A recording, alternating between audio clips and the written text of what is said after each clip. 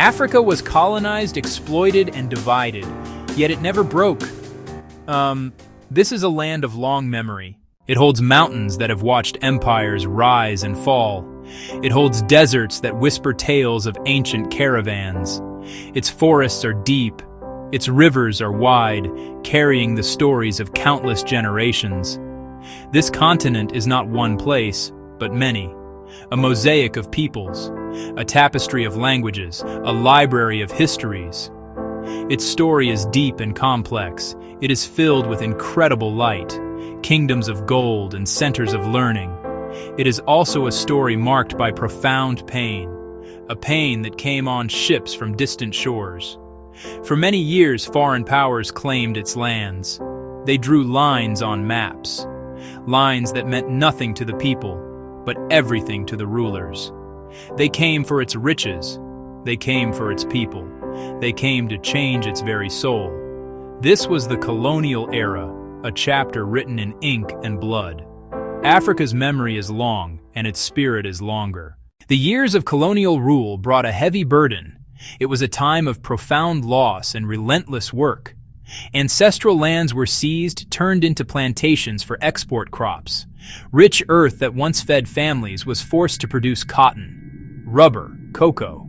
Mines were dug deep, gold, diamonds, copper taken by men forced into labor. These riches were loaded onto ships sailed away, leaving the land poorer and the people with little to show for their toil. African wealth built distant cities and fortunes while local development was stifled. The loss was not just economic, it was a wound to the soul. Families were broken apart, fathers sent to distant mines, sons sent to faraway farms. Society's structures were weakened. Traditional leaders were replaced or stripped of real power, turned into colonial puppets. Elders' wisdom was dismissed. Old systems of justice were replaced by foreign laws. In schools, children were taught to be ashamed. Learned foreign histories sang foreign songs, punished for speaking their mother tongue. This was an attempt to erase culture, to suppress identity, to create people who would forget. Life became constant struggle, worth measured by service to the colonial machine.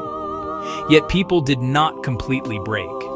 They mourned, they felt the sting of injustice daily, but they held on to hope. They preserved what mattered, whispered old stories to children in the dark, sang forbidden songs when no one was listening. Hope did not remain silent. It grew louder, taking many forms across the continent. It was found in the secret gatherings where elders passed down forbidden histories.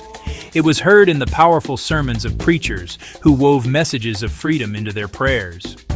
It was seen in the determined faces of market women who organized boycotts and protests against unfair taxes and laws. The spirit of resistance was not a single event, but a constant flowing current. In villages and in burgeoning cities, brave men and women began to rise up. They demanded dignity, respect, and the right to determine their own destiny. They organized strikes that shut down mines and ports, hitting the colonial economy where it hurt. They staged protests and marches, facing down armed soldiers with nothing but their courage and their convictions.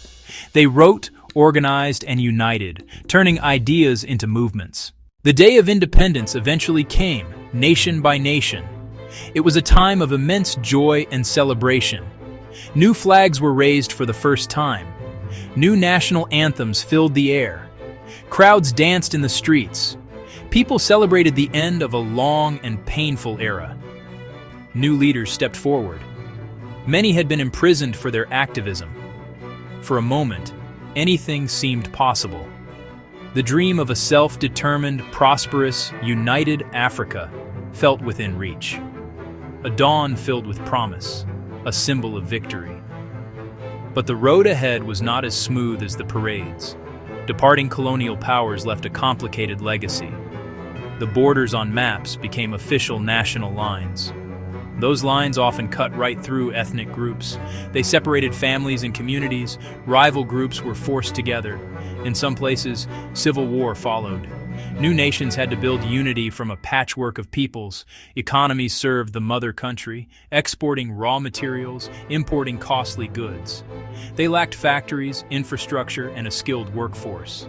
Many were forced to take loans with crippling interest, new cycles of debt. Yet through all the struggles, Africa did not stop. It did not surrender to the challenges. Instead, it found new ways to heal, to adapt, and to grow. A new story began to unfold, one of modern resilience and relentless innovation. Skylines once dominated by colonial architecture began to see the rise of modern skyscrapers.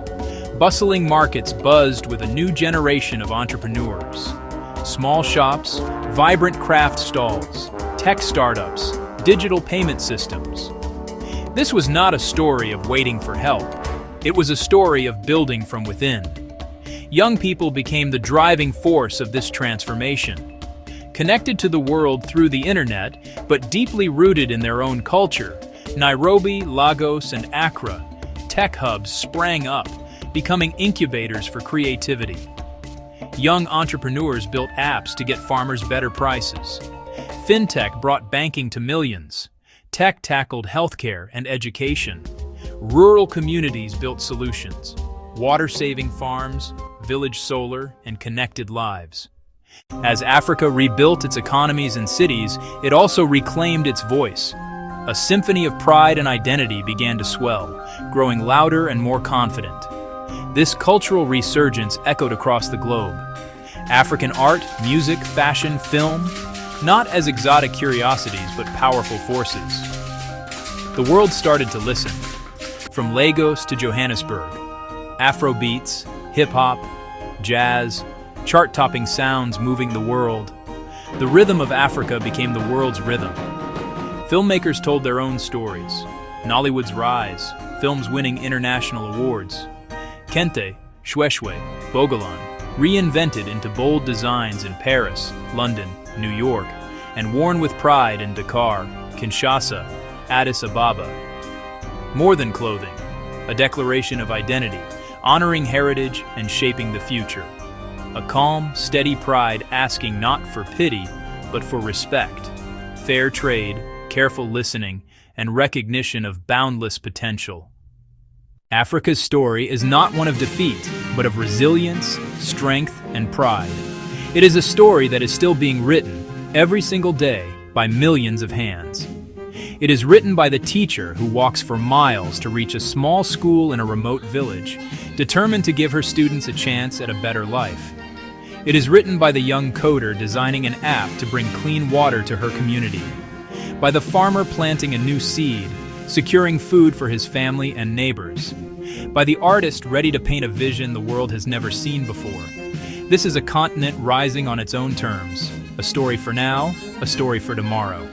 If you believe in Africa's strength and future, subscribe to this channel for more powerful stories.